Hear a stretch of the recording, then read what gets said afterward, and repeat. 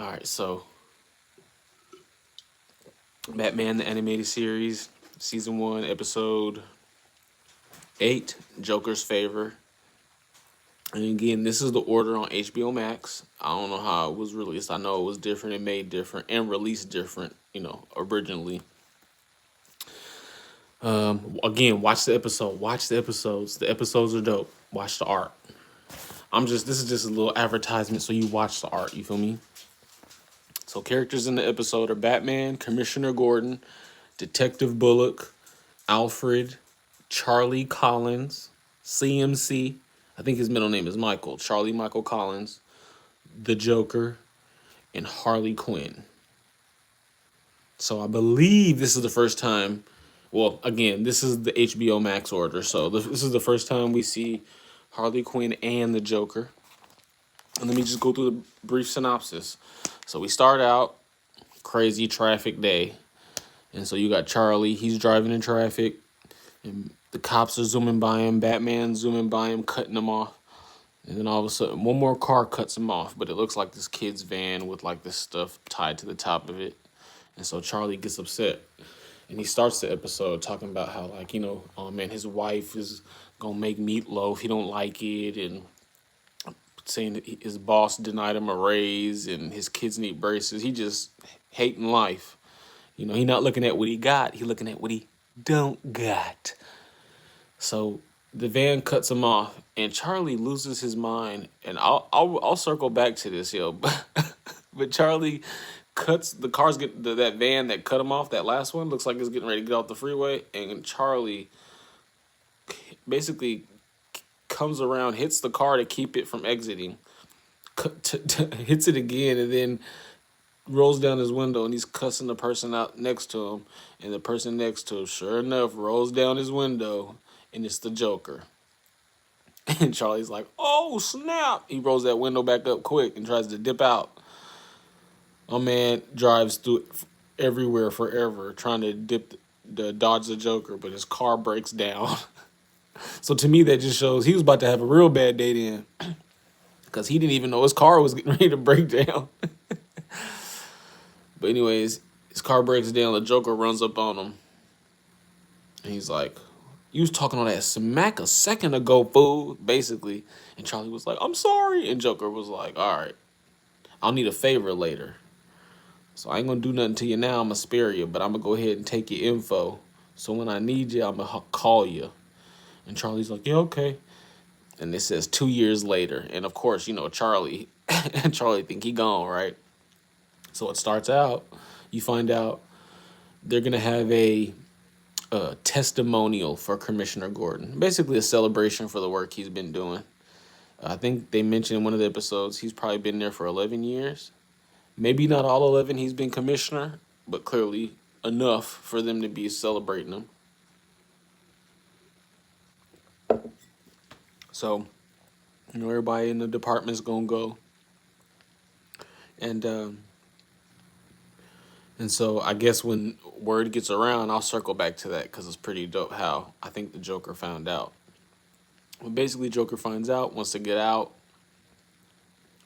So he hits up Charlie, or he's already out of jail. He said this is why he got out, though, because he wants to congratulate Commissioner Gordon himself, too. So he calls up Charlie.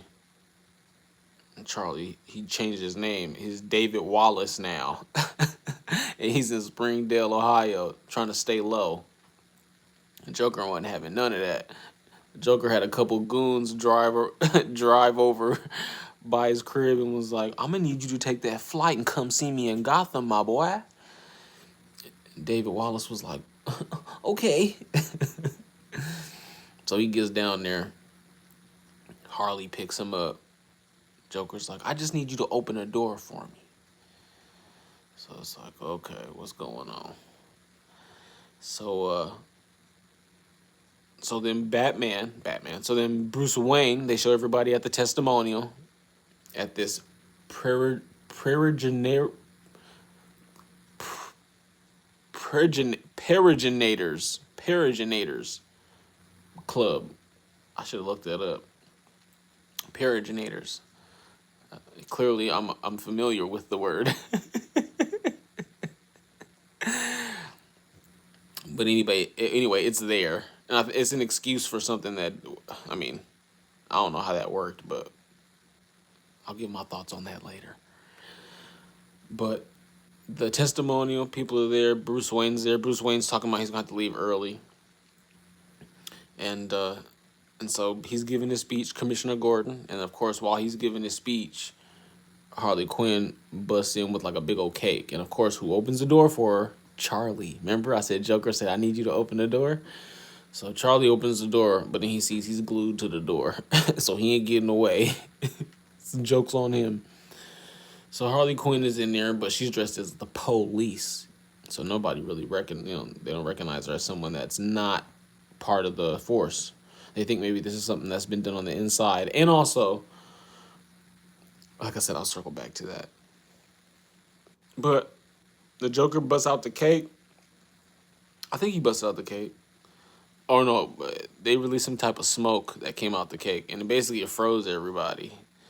And so Joker pins a big old bomb on Commissioner Gordon like a medal, and dips, waiting for it to explode. Boom, a kaboom, mushroom, give me room in a tube. No, so he puts that there, puts the badge on Commissioner Gordon, and dips. Of course, Batman come through. Well, here's the thing.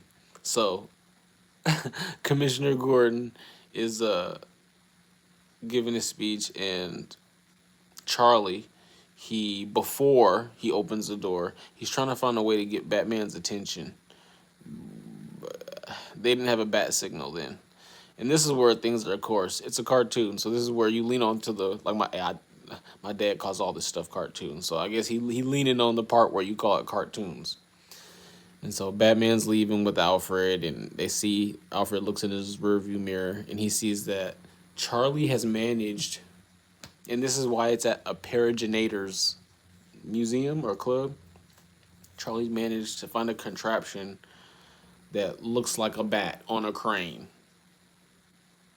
I know. And it looks like the lights are off in the place, but somehow there's enough light coming from that particular wing of the Paraginators Club thing that Batman could see it. They could see it in the rearview mirror, so then they turn back around. So then he, of course, basically it's like a gorilla bat signal. There's the first bat signal in the show, really, because he's just using a phone all these episodes up until then.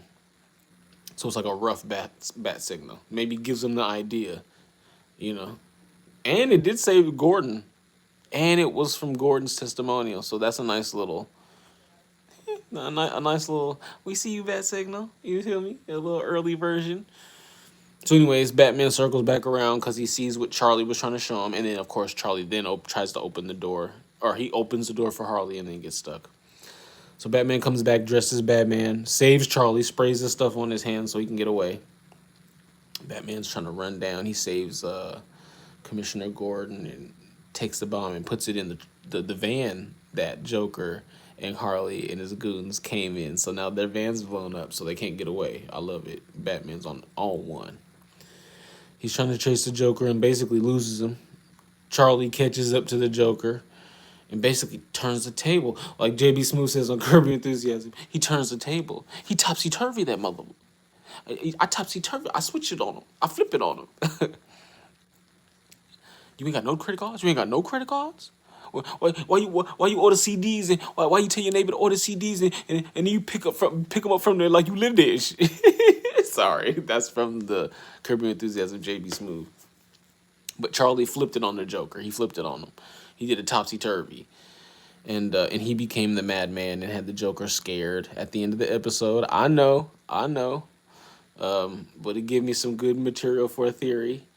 And so Joker at the end, he cowers. He's so scared. He hides behind the Batman thinking that Charlie had a bomb he was going to blow him up with.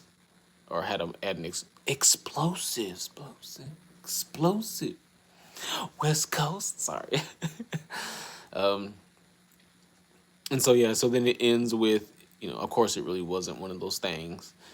And Batman's like, basically, go home, Charlie. I got this.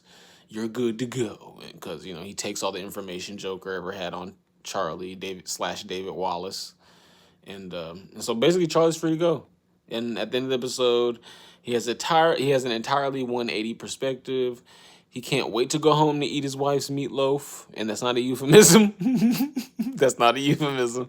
They literally says it. He's like, maybe my wife's making meatloaf. You feel me? And he's not tripping. To be fair, remember I talked about his son wanting braces?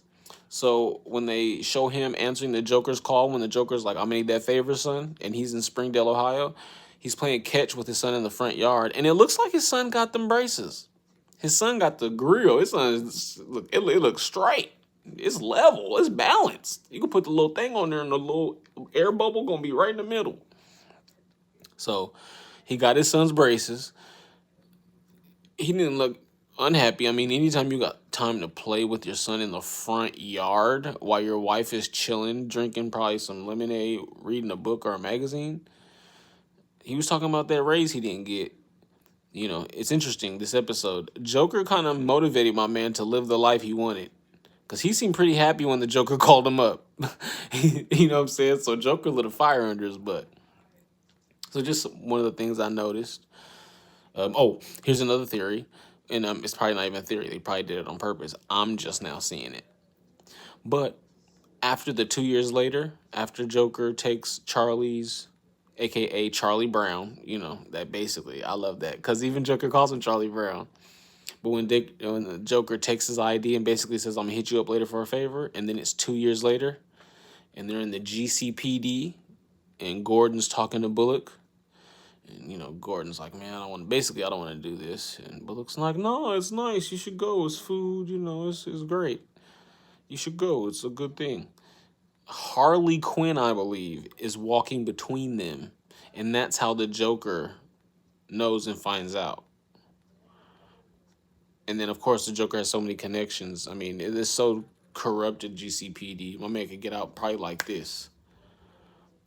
But maybe he orchestrated his parole and wanted to get even more info about what was going on. And Harley Quinn, they show her carrying, I think, some boxes or something in between Harvey Bullock and Commissioner Gordon.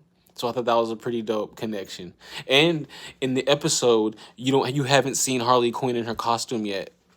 So at this point, you don't even know she's in the episode because she's not in the beginning. She's not with the Joker in the car with him chasing down Charlie. It's just the Joker. So you see her, and she's in the police department. So I'm thinking she's his initial leak, the one that gets all the info for the Joker, that's made him as notorious as he is, was this connection with Harley Quinn working in the police department. And she switches up her look, because when she's pushing in the cake with the smoke that paralyzes everybody for Gordon's testimonial, she has her hair up, has like a skirt, and has her like cop cap. But then when she's in GCPD earlier, walking between Bullock and Gordon, she has like a ponytail, and maybe it's detachable. Who knows? It might not even be her hair. It could be, an accessory to make, I mean, what? Gordon and Bullock are looking at hard to see if that's her real hair, So I thought that was dope. If that is a connection, I thought, and if it's not Harley herself, I could definitely be Harley has a connection, and her connection is in the GCPD feeding them information. So I thought that was a nice detail, nice detail of the show. One thing I thought was interesting, the fact that Charlie switched it up on the Joker made me think that maybe the Joker slowed down. Maybe this is one of his non-murderous, maniacal times. Maybe he's bored, which I thought was interesting, because I'm like, man, Charlie got the best of him at the end, and the Joker's playing along. He's scared that, and I get it. The Charlie basically makes the case that I'm a nobody. So if I blow you up and it's not Batman, and everything that you stood for is gone from little old me, that's supposed to frighten the Joker. And yeah, I'll buy that.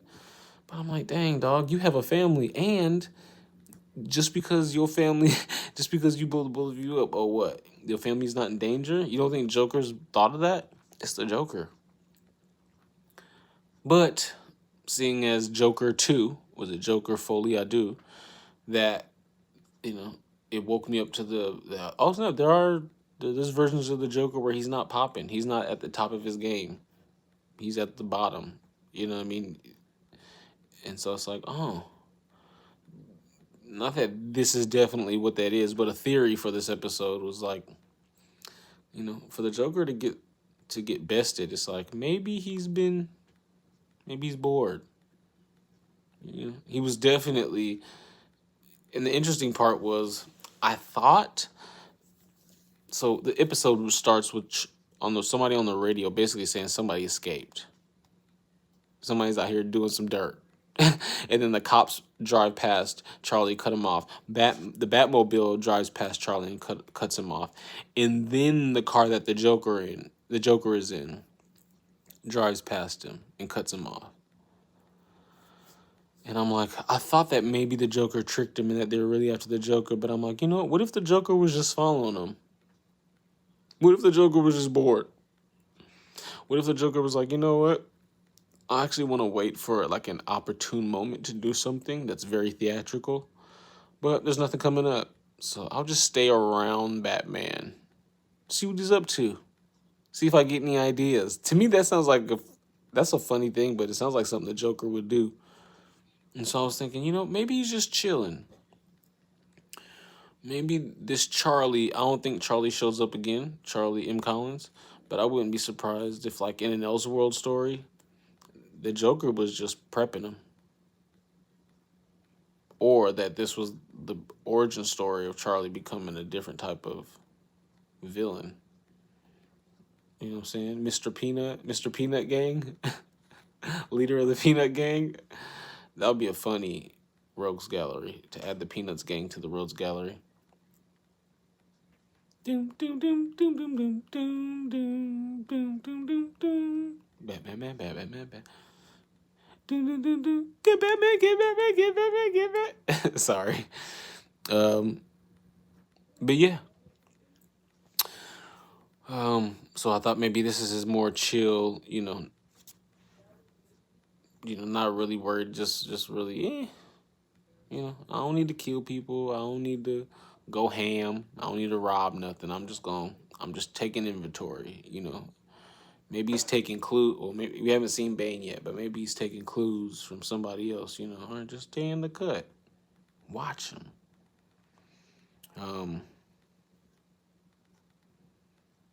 Or this would be fun if Batman and the cops were headed. Oh no, because Harley still has access to GCPD, so I guess she wouldn't have become a criminal yet. She wouldn't have that access 2 years from now. Okay, well, let's see what else. Let's see if I have any other notes, because that was basically, kind of went through all the interesting stuff, theories, through the synopsis.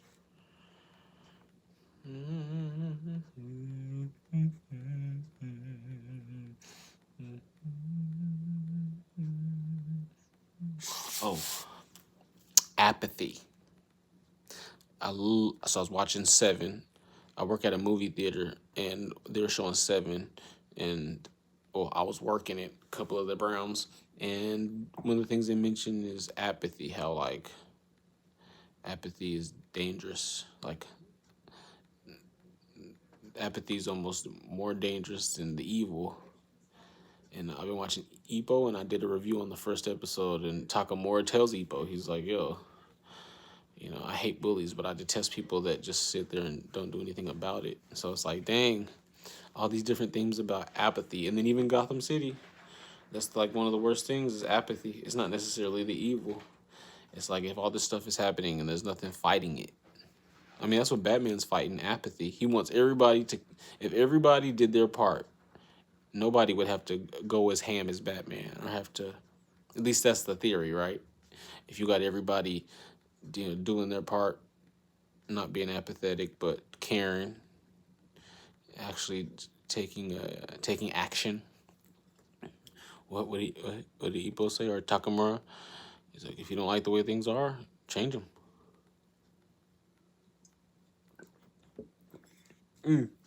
I thought it was interesting. So the gas that Joker freezes everybody with at the testimonial for Gordon, I think Joker's experimenting, figuring out what toxins he wants for his Joker toxin, where he makes everybody laugh and just freeze. So I think he was playing around with what he wants. I think clearly he's worked on the frozen part because it's like a paralysis gas. Everybody was, and nobody could move. Everybody was functional, you know. They were still being able to, like, Gordon could still move his eyes and he was still there. He just couldn't move. And so that's part of the Joker toxin, the smile toxin. But clearly I think he's experimenting. So he was trying it out. So I love that. Not that they said that in the episode. That's a theory of mine. That the gas he used, it wasn't the same. It wasn't, you know, fatal. He just kind of was just, let me just play with the formula. See if we can get some fun out of it. You know, maybe we could just freeze everybody so I can just do what I want and they just have to sit there and pay attention.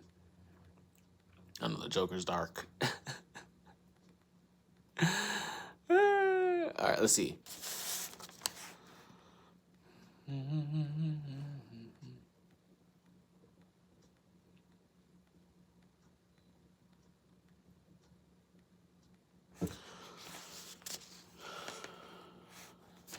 Oh, man. So at the testimonial, man, Bullock is going ham. Detective Bullock, he's like really trolling Montoya, Renee Montoya. Renee Montoya's there. She's looking nice. Clearly, other people are using it as like a timeout. You know what I'm saying? You get to look nice. You get to get away from the police outfit, even though you're still at work, doing work stuff, technically, huh? But man, Harvey Bullock is grabbing handfuls of the snack trays and burping and going ham and trying to talk to Harley, trying to spit some game while she's clearly she's doing her evil stuff and she's a villain. But still, they just made him such a pig in this episode, and I'm like, dang, he trolling. They see him trolling. He hate it. But yeah, Bullock might be the first troll. Because it was getting on my nerves. I was like, why? Why are you going so ham to be so gross?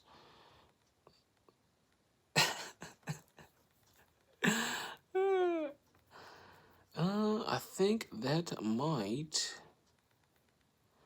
be it. Oh, you know what? I had a theory, and then I think this is my last theory actually.